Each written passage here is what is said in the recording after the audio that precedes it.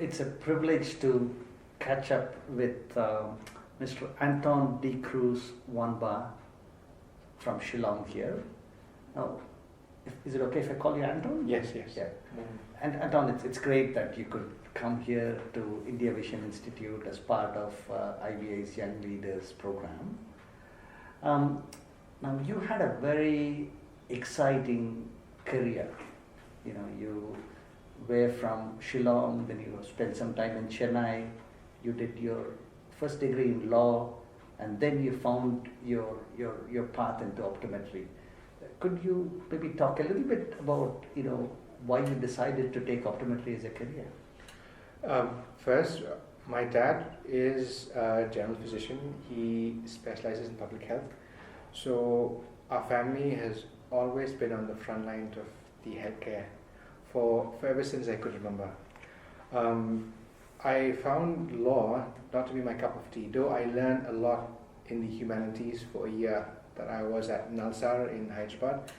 But then when I got into optometry, I found it was my true calling, in the sense I was able to help people, and at the same time I had the satisfaction of being able to make someone see clearly and happy. And now that I've moved back to Shillong, it's become my passion to share my knowledge with my students, and at the same time being able to spread wings of eye care to the rural communities. Yeah. And what exactly do you do when you're back in Shillong? I basically do three things. First, I work as a consultant optometrist at Bansara Eye Hospital, that's in Shillong, that's the base hospital. I run and I teach and I coordinate the School of Optometry with our university, Martin Luther Christian University. And for almost 4 days a week, I am at my primary health clinic, which is a polyclinic. Me and my dad, we run it. I take care of the eye department in that clinic, and my dad does the entire general health. And with your background, having lived across India, in Chennai, Hyderabad, many other places, and also having spent the last 8 years, back in Shillong, are the eye care issues, needs different in that part of India, especially, if you can broadly, share something about the northeastern part in a broad way compared to the rest of India? Okay. Basically, the northeast are 7 sisters, that means 7 states, and the tribes that live in the northeast are racially, culturally, economically different than the rest of the country. So that way their healthcare needs are also very different than the rest of the country.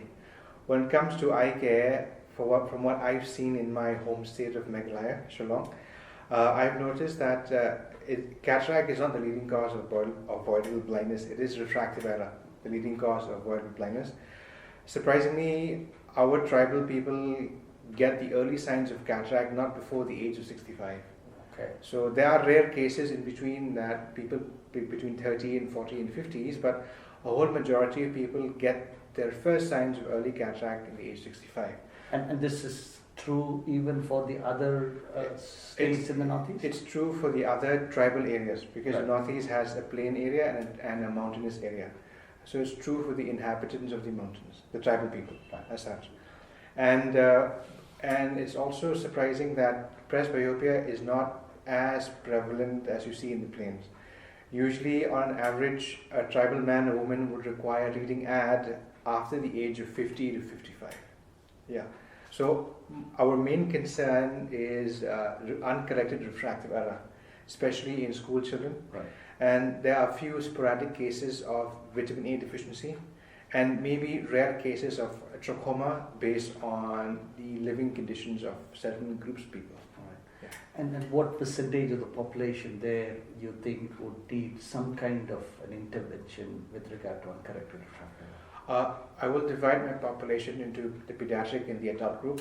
In the pediatric group, almost 10% of our school children or children will require some form of pediatric correction, whereas it's slightly more higher in the adult group, ranging from 10 to about 15%. Yes. And it's great that you identified this as a distinct problem there. What are obstacles in dealing with this? I mean, it looks like, if the right things can be done, this is an issue that can be dealt with. But from your understanding, what are difficulties? The first thing would be people's perception of glasses. It's always been a tribal perception that glasses associates with being educated and being rich and disconnected from your grassroots. But that is slowly changing with the younger generation because of better educational facilities at government schools. For example, a class 8-year-old girl would require proper vision to be able to do a simple vernier caliper physics experiment. And if she's got myopia or uncorrected astigmatism, she will not be able to read the millimeter scale of a vernier caliper. So these small changes due to better education is slowly shifting people's perception to glasses. So we're getting more acceptance to people wearing glasses. And what about, if they need a pair of glasses, is it easy for them to go to an optometrist? I mean, is that something that, if you cut across, the 7 states, could you make a broad comment, compared to the rest of India, is it more difficult or as difficult or less difficult? In the Northeast, per se, the optician is the first line of broad eye care to anyone, whether in rural or urban. Right. After the optician, it's usually the ophthalmologist. Right. The optometrists in the Northeast are slowly coming up only in the past 5 years. Right. So most of the spectacle needs of the general public are met by trained, semi-trained or untrained opticians. Right. Yes. And there are enough opticians who are doing what needs to happen, to deal with this issue in the region. In urban areas, yes. In district headquarters, yes. In rural areas, no. There are opticians exist only in the capital cities, main cities, and in district headquarters. In village hamlets, they are non-existent. So Right. people usually leave it because they have more other serious health problems compared to being able to read, you read books or seeing things better. Yes. And one final question, based on again your collective experience, what would be key things that we need to focus on to make a difference for that particular region, this culturally rich region in India? First, I think we need better equipped, trained human resource.